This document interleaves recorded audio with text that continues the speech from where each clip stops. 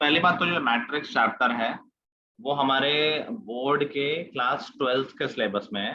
काफी important chapter है। 12th में शुरुआत मोस्टली स्कूलों में और हर जगह इसी चैप्टर से होती है, क्योंकि this is one of the easiest chapter, one of the क्या this is the easiest chapter of class 12th। ऐसा नहीं कि बहुत इजी, लेकिन 12th के सिलेबस में ये इजी चैप्टर माना जाता है, इसीलिए यहीं से शुरुआत होती है। और ये चैप्टर और इसका अगला चैप्टर मतलब डिटरमिनेंट, ये दोनों एक ब्रांच ऑफ मैथमेटिक्स से आते हैं जो कि अलजेब्रा होती है। तो 12th में अलजेब्रा के बस यही दोनों चैप्टर है, ठीक है। एंड आई गेस बोर्ड में ये 12 मार्क्स का आता है शायद, ठीक, 12 या 10, अभी 80 मार्क्स में ऐसा कुछ, ठीक। तो अभी पढ़ेंगे 12th में, पढ़ने की जरूरत ना पड़े, मतलब एक बार रिवाइज कर लेंगे 12th में हो जाएगा। लेकिन दिस इज अ चैप्टर जो कि बोर्ड में आएगा। अभी तक हमने जो चैप्टर पढ़े उनमें से कुछ भी बोर्ड में नहीं आना था। This is the first chapter, तो बहुत सिंसियरली पढ़ना है। जेई में भी आता है इसमें अच्छा खासा, और बोर्ड में तो आना ही है, ठीक है। तो सबसे पहले इंट्रोडक्शन, सब लोग मॉड्यूल पे ध्यान देंगे कि मैट्रिक्स होता क्या है। तो a rectangular array of mn numbers, mn भूल जाओ, a rectangular array of numbers in the form of horizontal lines and vertical lines is called matrix of order m by n। तो मैट्रिक्स क्या है? Basically numbers को या function को अगर हम रेक्टेंगुलर एरे के फॉर्म में लिखते हैं, मतलब मान लो 1 2 3 4 5 6 और इसको इन ब्रैकेट्स के अंदर लिख दें, तो इसको हम बोलते हैं एक मैट्रिक्स, ठीक है। अब मैट्रिक्स में जो हॉरिजॉन्टल लाइंस हैं, दो लाइंस दिख रही हैं, पहली लाइन और दूसरी लाइन, इनको हम बोलते हैं रोज। तो ये हो गई रो 1 और ये हो गई रो 2। और जो वर्टिकल लाइंस हैं इनको हम बोलते हैं कॉलम्स, कॉलम 1, कॉलम 2 और कॉलम 3, C1 C2 C3। और ये रोज और कॉलम्स जो हैं इसी को हम बोलते हैं ऑर्डर ऑफ मैट्रिक्स। जो मैट्रिक्स लिखी हुई है उसका ऑर्डर है 2 क्रॉस 3, 2 रोज 3 कॉलम्स, ठीक है। और अगर हम बात करें नंबर ऑफ एलिमेंट्स की, तो देखो इसमें 6 एलिमेंट्स हैं। तो क्या ऑर्डर से हमेशा नंबर ऑफ एलिमेंट्स निकाले जा सकते हैं? कोई मैट्रिक्स है उसका ऑर्डर है 5 क्रॉस 4, कितने एलिमेंट्स होंगे उसमें? 20 एलिमेंट्स। कोई मैट्रिक्स है उसका ऑर्डर है 6 क्रॉस 3, 18 एलिमेंट्स, ठीक है, 6 रो और 3 कॉलम। तो ऐसे किसी भी ऑर्डर की मैट्रिक्स तुम बना सकते हो। अब देखो यहाँ पर जो एलिमेंट्स लिखे हैं, हर एलिमेंट का एक एड्रेस है। एड्रेस कैसे बोल सकते हैं? जैसे पहला एलिमेंट है तो ये फर्स्ट रो और फर्स्ट कॉलम में है, पहली रो में आ रहा है, पहले कॉलम में आ रहा है, तो इसको हम बोलते हैं A11। बताओ 2 का एड्रेस क्या होगा? A12 पहली रो दूसरा column, A13 A14 sorry A21 A22 and then A23। तो ये सारे एलिमेंट्स के एड्रेसेस हो गए एक तरह से, 2 2 और 2 3। चलो आगे देखो क्या लिखा हुआ है कि इन compact form the above matrix is represented by Aij। जो मैं अभी बात कर रहा था कि शॉर्ट में ऐसे लिख दिया कि Aij, आई जहाँ रिप्रेजेंट कर रहा है कि किस रो की बात हो रही है और जे रिप्रेजेंट कर रहा है किस कॉलम की बात हो रही है। तो बोल रहा है कि देखो Aij belongs to ith row and jth column and is called I, jth element of the matrix A। Example दे रखा है, 2 रो है 3 कॉलम है, 2 क्रॉस 3 इसका ऑर्डर हो गया, 6 एलिमेंट्स हो गए और सबका तुम एड्रेस देख सकते हो कि A11 क्या है, A12 क्या है, सो ऑन सो। क्लियर? अगला topic special type of matrices या टाइप्स ऑफ मैट्रिसेस। तो पहला है रो मैट्रिक्स। एक ऐसी मैट्रिक्स जिसमें सिर्फ एक रो होती है उसको हम बोलते हैं रो मैट्रिक्स, ठीक है। दूसरा है कॉलम मैट्रिक्स। एक ऐसी मैट्रिक्स जिसमें सिर्फ एक कॉलम होता है उसको बोला जाता है कॉलम मैट्रिक्स। तीसरा है जीरो मैट्रिक्स या नल मैट्रिक्स। तो एक ऐसी मैट्रिक्स जिसके सारे एलिमेंट्स जीरो होते हैं उसको हम बोलते हैं जीरो मैट्रिक्स। अगला है हॉरिजॉन्टल मैट्रिक्स। एक ऐसी मैट्रिक्स जो दिखने में हॉरिजॉन्टल हो, मतलब जिसमें number of columns number of row से ज्यादा हो, उसको हम बोलते हैं हॉरिजॉन्टल मैट्रिक्स।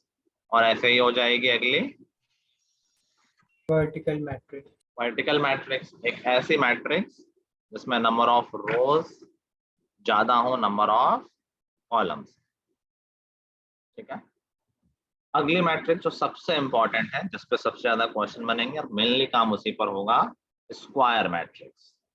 एक ऐसी मैट्रिक्स जिसमें नंबर ऑफ रोज और नंबर ऑफ कॉलम्स इक्वल होते हैं उसको हम बोलते हैं स्क्वायर मैट्रिक्स। तो तुम देखोगे तो जब उस रोज और कॉलम इक्वल बनाओगे तो वो स्क्वायर शेप की दिख रही होगी, इसीलिए उसको बोला जाता है square matrix. If number of rows equal to number of columns matrix is square. And फिर ऑर्डर फिर हम एक नंबर से ही बोल देते हैं, जैसे कोई बोल दे कि एक मैट्रिक्स है ऑर्डर 3 की, दैट मीन्स वो स्क्वायर मैट्रिक्स है 3/3 की। दो बार बोलने की जरूरत नहीं है, रोज और कॉलम अलग अलग हम नहीं भी बोलेंगे तो चल जाएगा। आगे नोट लिखा हुआ है, the pair of elements A I J and A J I R called conjugate elements. ये सिर्फ उसमें होगा स्क्वायर मैट्रिक्स में कि A12 A21 ये एक दूसरे के कॉन्जुगेट एलिमेंट्स हैं। A23 और A32 एक दूसरे के कॉन्जुगेट हो जाएंगे। बताओ 4 के लिए कॉन्जुगेट एलिमेंट कौन सा है?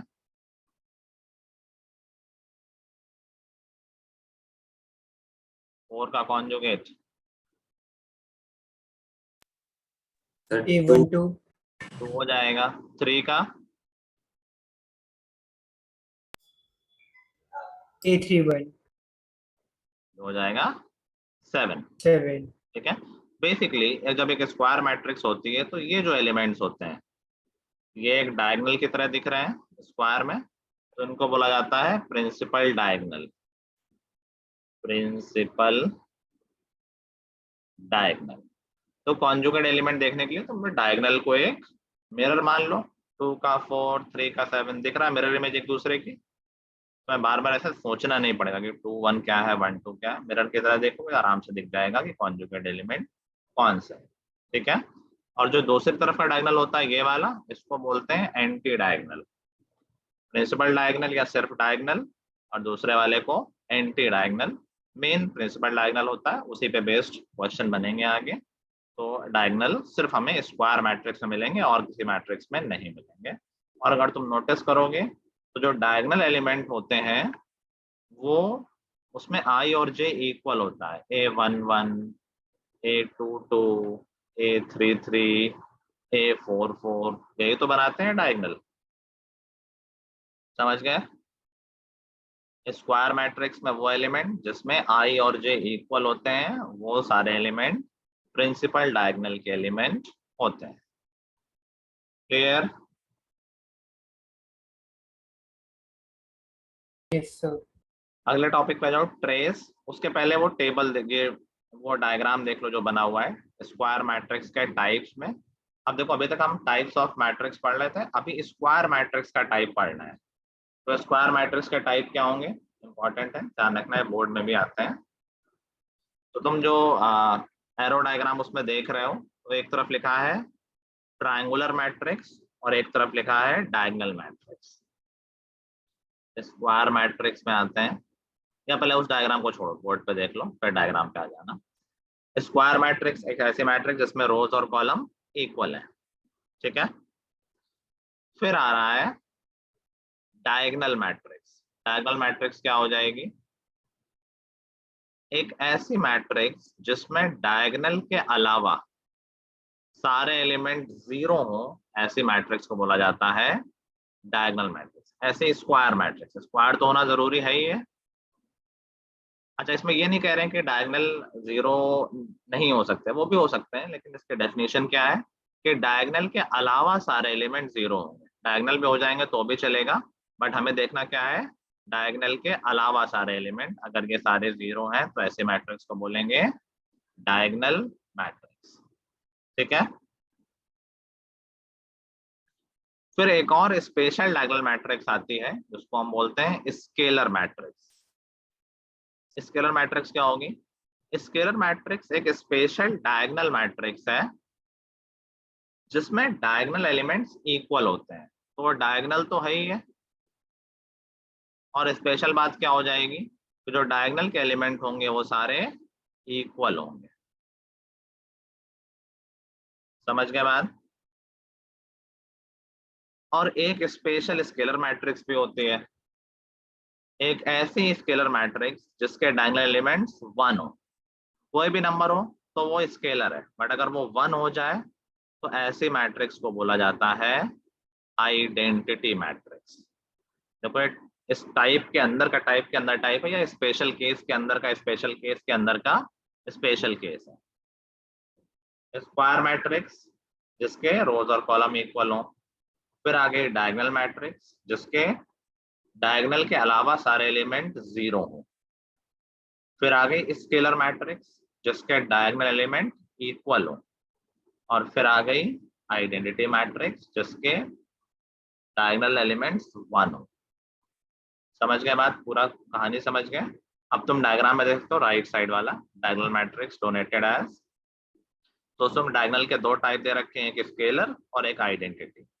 तो स्केलर में देखो ए लिखा हुआ है कि सारे इक्वल होने चाहिए, और यूनिट और आइडेंटिटी का मतलब कि ये 1 होना चाहिए। जो ए है उसकी जगह 1 1 1 लिख दोगे, स्पेसिफिक केस हो गया, तो हम बोल देंगे आइडेंटिटी मैट्रिक्स। कोई डाउट यहाँ तक किसी का? No, sir. सिंपल है। आइडेंटिटी मैट्रिक्स का इंपॉर्टेंस है मैट्रिक्स के फील्ड में। देखो मैट्रिक्स नंबर्स की तरह तो नहीं है, क्योंकि यहाँ पर सेट ऑफ नंबर्स है। तो यहाँ पर जब ऑपरेशन होंगे, एडिशन, सब्ट्रैक्शन, मल्टीप्लिकेशन, तो ऐसा नहीं होगा कि मैट्रिक्स में नंबर ऐड कर दो, नहीं। मैट्रिक्स में मैट्रिक्स ऐड होगी, मैट्रिक्स में मैट्रिक्स मल्टीप्लाई होगी, मैट्रिक्स में मैट्रिक्स सब्ट्रैक्ट होगी। तो जो आइडेंटिटी मैट्रिक्स है वो मैट्रिक्स वर्ड का 1 है। जैसे नंबर्स में 1 होता है वैसे ही मैट्रिक्स में आइडेंटिटी मैट्रिक्स, मतलब कि अगर किसी मैट्रिक्स में आइडेंटिटी मैट्रिक्स से मल्टीप्लाई करोगे तो वही मैट्रिक्स आ जाएगी। जैसे किसी नंबर में 1 से मल्टीप्लाई करते हैं तो वही नंबर रहता है, 7 × 1 7। ऐसे अगर कोई मैट्रिक्स ए है उसमें आइडेंटिटी मैट्रिक्स मल्टीप्लाई करोगे तो आंसर ए ही आएगा। समझ गए बात? तो जो Yes, आइडेंटिटी sir. मैट्रिक्स होगा वो मैट्रिक्स फील्ड में 1 का काम करेगा। अगला टाइप जो तुम्हारे बोर्ड में नहीं है, ट्रायंगुलर मैट्रिक्स। ट्रायंगुलर मैट्रिक्स क्या होगी? एक ऐसी मैट्रिक्स जिसमें डायगोनल के ऊपर के या डायगोनल के नीचे के एलिमेंट जीरो हो। तो वो एक नॉन जीरो एलिमेंट ट्रायंगल के जैसे दिख रहे होंगे। तो वो दो तरह के होते हैं, अपर ट्रायंगुलर मैट्रिक्स और लोअर ट्रायंगुलर मैट्रिक्स। सोचो डायगोनल एलिमेंट हो गई है, और मान लो इसके नीचे सारे जीरो हैं, 0 0, लेकिन ऊपर जीरो नहीं है, ऊपर कुछ ऐसा है। तो देखो ऊपर ट्रायंगल बन रहा है नॉन जीरो नंबर का, इसीलिए इसको बोला गया अपर ट्रायंगुलर मैट्रिक्स। और ऐसे अगर उल्टा कर दें कि ऊपर जीरो कर दें और नीचे नॉन जीरो कर दें तो वो हो जाएगा lower Lower triangular triangular matrix. Matrix. समझ गए? ट्रायंगुलर वाला हमारे बोर्ड सिलेबस में नहीं, बट क्या ही फर्क है, एक ही चीज तो एक्स्ट्रा है। अभी तक जो हमने पढ़ा है सब कुछ बोर्ड में भी है हमारा। सर हाँ, सर ट्रायंगुलर फिर से बता दीजिए। एक ऐसी मैट्रिक्स जिसमें डायगोनल के ऊपर के या नीचे के एलिमेंट जीरो हो जाए तो ट्रायंगुलर मैट्रिक्स होती है। अगर नीचे का जीरो हो गए तो अपर ट्रायंगुलर मैट्रिक्स, ऊपर के जीरो हो गए तो लोअर ट्रायंगुलर। अभी देख लो एरो डायग्राम में ए मैट्रिक्स बनी हुई है अपर ट्रायंगुलर। देखो कि डायगोनल के नीचे वाले एलिमेंट जीरो हैं, और जो बी है वो लोअर ट्रायंगुलर है, तो डायगोनल के ऊपर वाले जीरो हैं। ट्रायंगल का शेप भी बन के आ रहा है, अगर तुम नॉन जीरो नंबर्स को ज्वाइन कर दोगे तो ट्रायंगल जैसा बन जाएगा ना, इसीलिए उसको ट्रायंगुलर मैट्रिक्स बोला जाता है। समझ गए बात? Yes sir. सर और आइडेंटिटी मैट्रिक्स में 1 डायगोनल में आएगा और बाकी 0 ही रहेगा और कोई नंबर वो नहीं? एक डायगोनल मैट्रिक्स है क्योंकि बाकी जीरो ही रहेंगे। ठीक है। सर और अगर एंटी डायगोनल में भी नंबर्स आ गए तो उसको डायगोनल मैट्रिक्स नहीं बोलेंगे? नहीं उसको ऐसे नहीं। ठीक है। अब देखो उस टॉपिक पे ऊपर जो हेडिंग पड़ी थी, trace of the matrix. Trace किसको बोलते हैं? तो sum of all the elements of square matrix lying along the principal diagonal is called the trace of matrix. तो जो डायगोनल एलिमेंट है उनको ऐड कर दोगे तो उसी को बोला जाता है ट्रेस ऑफ मैट्रिक्स। समझ गए? जैसे मान लो मैंने ये एग्जांपल दिया है, तो बताओ इस मैट्रिक्स का ट्रेस क्या होगा? 6 डायगोनल वालों को ऐड कर दो तो ट्रेस मिल जाएगा। ठीक है। फिर कुछ प्रॉपर्टीज हैं बेसिक सी। पहली प्रॉपर्टी क्या कह रहा है कि trace of lambda A, lambda यहाँ कोई नंबर है, is equal to lambda times trace है। अभी तुम्हें मल्टीप्लिकेशन सीखा नहीं है, मतलब वो कह रहा है किसी नंबर को पहले मैट्रिक्स में मल्टीप्लाई कर दें और फिर ट्रेस निकाल लें, या फिर पहले ट्रेस निकाल लें और बाद में नंबर मल्टीप्लाई कर दें तो इक्वल आएगा। जैसे मैं यहीं पर एग्जांपल दे देता हूँ कि मान लो ये मैट्रिक्स ए है जो मैंने बनाई है डायगोनल वाली, और अभी हमने सीखा नहीं बट मैं बता दे रहा हूँ, किसी मैट्रिक्स में अगर किसी नंबर से मल्टीप्लाई करते हैं, मान लो 4a है, तो वो पूरी मैट्रिक्स के हर एक एलिमेंट में मल्टीप्लाई होता है, तो हो जाएगा 4 0 0 0 8 0 0 0 12। ठीक है, तो यहाँ लैम्डा की वैल्यू 4 हो गई, तो ट्रेस ऑफ 4a क्या हो गया?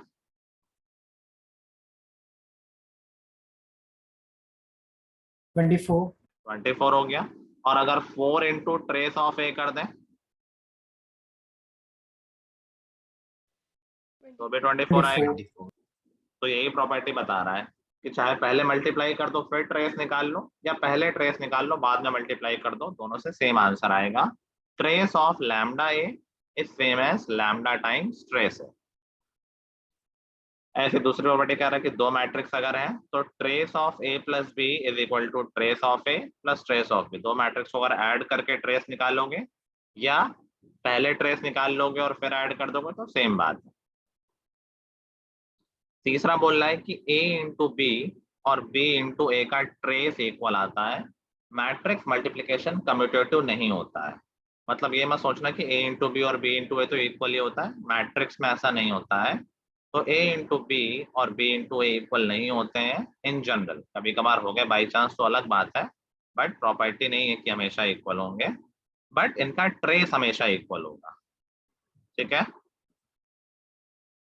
समझ गए प्रॉपर्टीज? चलो आगे देखो, नोट लिखा हुआ है minimum number of zeros in A triangular matrix of order n।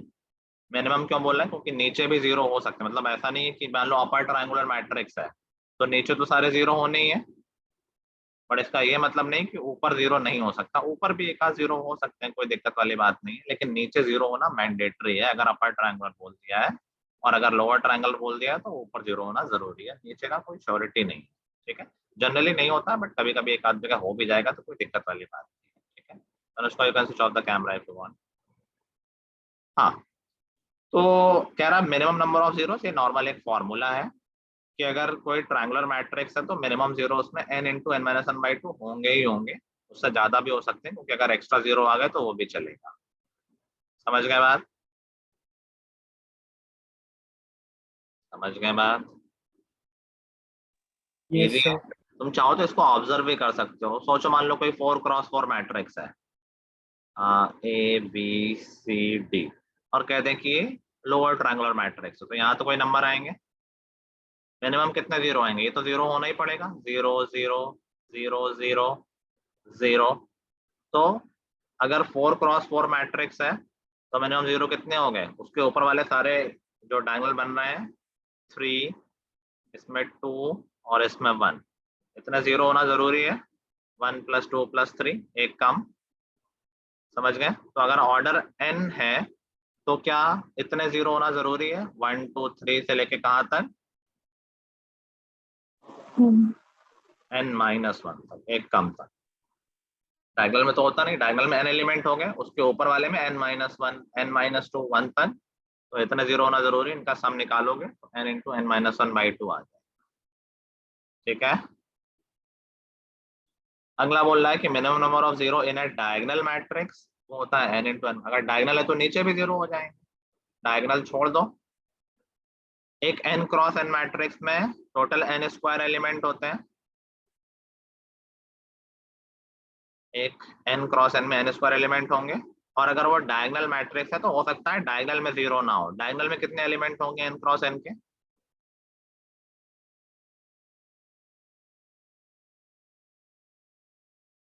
n cross n matrix है, उसका डायगोनल में कितने एलिमेंट आएंगे? n n। तो हो सकता है ये नॉन जीरो हो, तो मिनिमम ये जीरो तो होंगे ही होंगे। n square minus n zero तो होने मैंडेटरी है डायगोनल मैट्रिक्स के लिए। पूरे एलिमेंट माइनस डायगोनल वाले जीरो नहीं होते हैं बस। तो n स्क्वायर माइनस 1 तो होंगे ही होंगे। हो सकता है डायगोनल में भी कुछ जीरो हो जाए, तो इसलिए मिनिमम बोला गया है। बात समझ में आ गई है?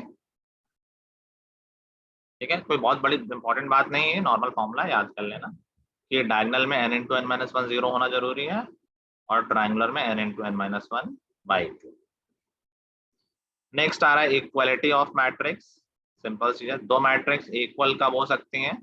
जब उनके सारे एलिमेंट आपस में इक्वल हो। तो ऑब्वियसली उनका ऑर्डर इक्वल होना जरूरी है, तभी तो सारे एलिमेंट इक्वल हो पाएंगे। तो कह रहा है कि दो मैट्रिक्स इक्वल होंगी अगर both have the same order और सारे एलिमेंट इक्वल हो। A I J is equal to B I J, दोनों मैट्रिक्स के सारे एलिमेंट आपस में इक्वल होना जरूरी है।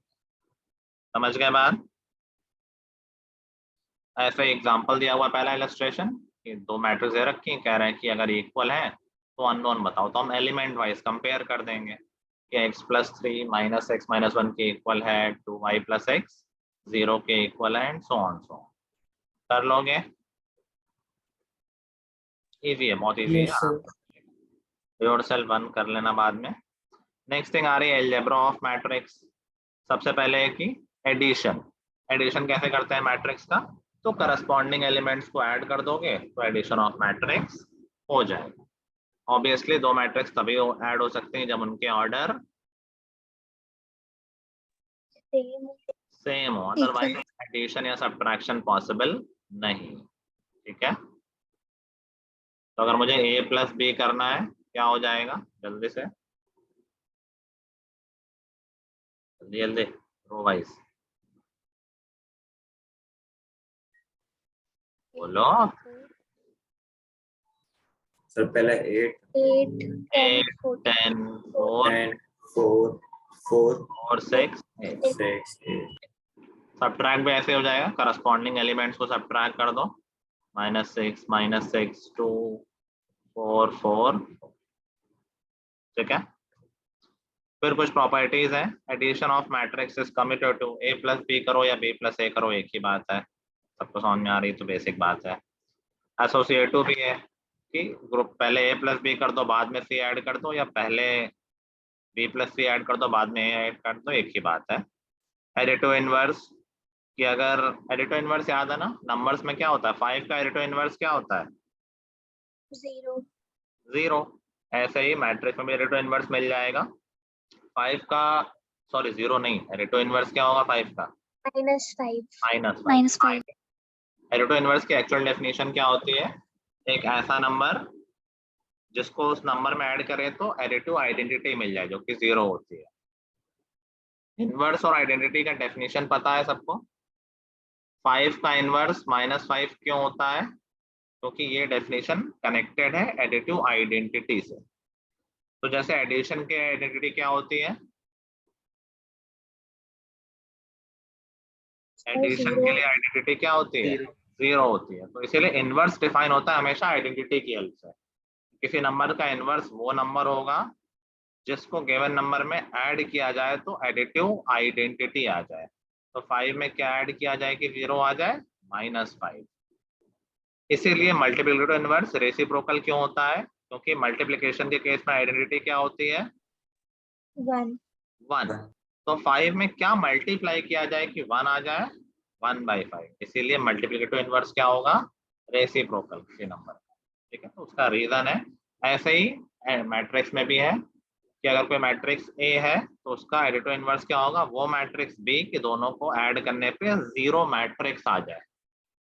बहुत सिंपल है कि अगर ए कोई मैट्रिक्स है तो माइनस है उसका एडिटिव इनवर्स हो जाएगा, क्योंकि दोनों को ऐड करने पे 0 आ जाए। ठीक है, और ऐसे ही एडिटिव आइडेंटिटी 0 मैट्रिक्स को बोला जाएगा। एडिटिव आइडेंटिटी 0 नहीं, 0 मैट्रिक्स। ठीक है, जीरो नंबर का कोई यूज नहीं है, मैट्रिक्स हमेशा मैट्रिक्स से ही डील करेगा। दूसरा है कैंसिलेशन लॉ, कि तुम कैंसिल कर सकते हो दोनों तरफ। कैंसिल मतलब मल्टीप्लिकेशन वाला कैंसिल नहीं है, सब्ट्रैक्ट वाला है बेसिकली। अगर a प्लस बी और a प्लस सी इक्वल है तो a और a कैंसिल हो जाएगा, b और c इक्वल आ जाएगा। ठीक है, ठीक है, बेसिक बातें थी अभी तक। इलस्ट्रेशन 2 ऐसा ही है, ऐड सब्ट्रैक्ट का कर लोगे, डू योरसेल्फ 2 भी कर लोगे। अगला है मल्टीप्लिकेशन बाय स्केलर। मैं अभी ऑलरेडी बता चुका हूँ कि यार किसी नंबर से मैट्रिक्स को मल्टीप्लाई करेंगे तो वो नंबर पूरी मैट्रिक्स में मल्टीप्लाई हो जाएगा। तो देखो दे रखा है कि a अगर ये है तो k टाइम्स a क्या हो जाएगा, देखो हर एक एलिमेंट में k से मल्टीप्लाई कर दिया।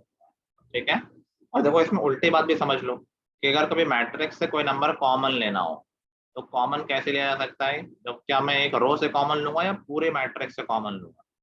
पूरी मैट्रिक्स। पूरे मैट्रिक्स, क्योंकि मल्टीप्लाई करने में पूरी में हो रहा है, इसीलिए कॉमन लेने में पूरी मैट्रिक्स में अगर कोई एलिमेंट कॉमन है तब ले सकते हैं। प्रॉपर्टीज क्या है देखो, अगेन बेसिक सी है कि अगर a और b दो मैट्रिक्स हैं और k कोई नंबर है तो k times a plus B is equal to k a plus k b। ये तो नंबर्स में भी होता है, k times x plus y is k x plus k y। k1 और k2 अगर दो नंबर है, a कोई मैट्रिक्स है तो k1 प्लस k2 टाइम्स है is equal to k1a plus k2 है। पहले मल्टीप्लाई कर दो फिर ऐड कर दो, या पहले ऐड कर दो फिर मल्टीप्लाई कर दो, एक ही बात है, कोई बड़ी प्रॉपर्टी नहीं है। और तीसरी भी ऐसे ही है, कोई बड़ी बात नहीं है। चलो देखो अभी तक हमने जो पढ़ा सब कुछ बहुत बेसिक था, बहुत सिंपल था, सब आसान था। अब मेन पॉइंट आ रहा है multiplication of matrix by another matrix. ठीक है, सब लोग अब इसको समझेंगे बहुत ध्यान से। अभी तक जो पढ़ा उसमें कोई डाउट तो नहीं किसी को? No sir. चलो तो हम सीख रहे हैं, तो सबसे पहला और इम्पोर्टेंट बात है multiplication of A matrix by another matrix. तो और कोई मैट्रिक्स A है और कोई मैट्रिक्स B है, पहली बात तो हर दो मैट्रिक्स मल्टीप्लाई हो ऐसा जरूरी नहीं है, मल्टीप्लाई हो सके ऐसा जरूरी नहीं है। दो मैट्रिक्स मल्टीप्लाई तभी हो सकती हैं जब पहले मैट्रिक्स के नंबर ऑफ कॉलम इक्वल होंगे दूसरे मैट्रिक्स के नंबर ऑफ रोज से। दो मैट्रिक्स मल्टीप्लाई कब हो सकते हैं, जब पहले मैट्रिक्स के नंबर ऑफ कॉलम इक्वल होंगे दूसरे मैट्रिक्स के नंबर ऑफ रोज से। और जो आंसर आएगा उसका ऑर्डर होगा ये m क्रॉस p। ठीक है, तो अभी तक हम लोगों ने मैट्रिक्स का कोई यूज देखा नहीं है। मैं एक एग्जांपल लेता हूँ सिंपल सा, फिर हम बात करते हैं। मान लो तुम शॉपिंग करने गए और तुमने कुछ आइटम्स खरीदे, मान लो पार्थ गया और आर्या गई, इन्होंने खरीदे बुक्स और पेन। ठीक है, उसने खरीदी 4 बुक्स और 5 पेन, आर्या ने खरीदी 6 बुक्स और 2 पेन। ठीक है, अभी बताओ मुझे टोटल खर्चा निकालना है, तो क्या मैं एक और मैट्रिक्स बना लूं जिसमें मैं बुक और पेन का कॉस्ट लिख दूं? मान लो एक बुक का कॉस्ट है Yes, sir. 100 और एक पेन का कॉस्ट है 50। अब बताओ अगर मुझे टोटल कॉस्ट निकालनी है, सोचो किसको किससे मल्टीप्लाई करना पड़ेगा? 4 को 100 से, और 5 को। 50 से। तो देखो पहले में दो कॉलम थे, 4 और 5 कॉलम है, ये रो मत समझना, 4 और 5 अलग अलग कॉलम है। इसके लिए हमें दूसरे में क्या चाहिए था, दो रो, 100 और 50। तो देखो टोटल कॉस्ट ऑफ पार्ट्स कितनी हो गई, 4 into 100 plus 5 into 50, 4 into 100 plus 5 into 50। ये कब पॉसिबल हो पा रहा है, जब पहले के कॉलम दो कॉलम थे और दूसरे के रो इक्वल थे। समझ गए? मान लो यहाँ तीसरा आइटम होता और मैं यहाँ कॉस्ट ना दूं तो क्या कॉस्ट निकल पाएगी? No sir. ठीक है, इसीलिए जरूरी है कि दोनों इक्वल हो, तभी तो करस्पॉन्डेंस मल्टीप्लाई कर पाओगे। और आर्या का खर्चा हो गया 6 इंटू 100 प्लस 2 इंटू 50। तो टोटल कॉस्ट कितनी आ गई, एक की आ गई 650 और दूसरे की आ गई 700। ठीक है, देखो ये मैट्रिक्स थी 2 क्रॉस 2, ये मैट्रिक्स थी 2 क्रॉस 1 और आंसर आया 2 क्रॉस 1। तो मैट्रिक्स मल्टीप्लिकेशन कब पॉसिबल था? जब पहले के कॉलम और दूसरे के रो इक्वल थे और जो फाइनल आंसर आया उसका ऑर्डर क्या था? ये 2 2 क्रॉस। cross 1. समझ पाए बात को? Yes, sir. ठीक है। अब मल्टीप्लिकेशन करना कैसे है ये तुमने अभी एग्जांपल में वैसे ऑब्जर्व कर लिया है, बट ठीक है एक बार और समझ लेते हैं कि मान लो मुझे ये मैट्रिक्स मल्टीप्लाई करनी है 2 3 4 1 4 7, इससे मल्टीप्लाई करनी है। इसमें है 3 कॉलम तो 3 रो तो चाहिए ही चाहिए हमें।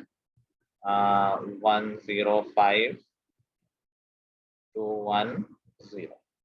ठीक है। अब देखो इसका ऑर्डर है 2 क्रॉस 3, इसका ऑर्डर है 3 क्रॉस 2। बताओ क्या मैट्रिक्स मल्टीप्लिकेशन पॉसिबल है? Yes, sir. जो आंसर आएगा उसका ऑर्डर क्या होगा? 2 cross 2. 2 into 2. ठीक है। अब देखो नाम से क्लियर हो जाएगा। तो पहला एलिमेंट होगा उसका एड्रेस होता है A11।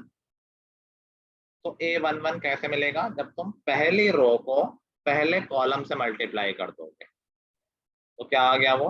2 into 1, 2. मैं रफ में कर रहा हूँ, 2 into 1 plus 3 into 0 plus 4 into 5, 22।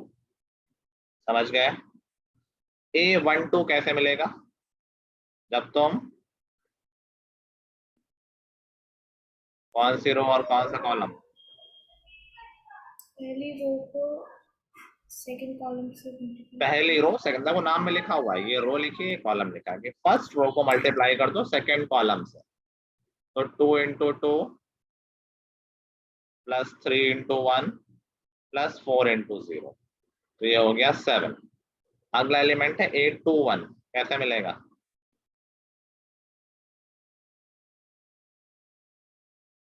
A21 second row को फर्स्ट कॉलम से multiply. Second row first column, तो 1 into 1 4 into 0 7 into 5 36 हो गया। और A22 मिलेगा सेकेंड रो सेकेंड कॉलम, 2 + 4 6। आई बात समझ में? मैट्रिक्स को Yes, कैसे sir. मल्टीप्लाई करना है समझ में आ गया सबको? ठीक है, अब थ्योरी पढ़ लेते हैं। Let A matrix, 8th topic है। Let A B a matrix of order m cross n, b be a matrix of p cross q, then the matrix multiplication AB is possible if and only if n is equal to p, पहले के column और दूसरे के rho equal है, and matrices are said to be comfortable for multiplication.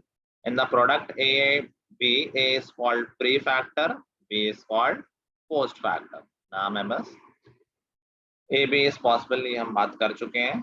और कैसे करना है देखो लिखा हुआ है एग्जाम्पल में कि जो ए बी है, देखो ए बी 2 क्रॉस 4 जो नीचे लिखा है कैसे मिलेगा? ए बी का 1 1 कैसे मिलेगा? ए की पहली रो और बी के पहले कॉलम को मल्टीप्लाई करके ऐड कर दिया है। सिग्मा इग्मा देख के डरने की बात नहीं है, वही लिखा हुआ है। ए बी 2 3 कैसे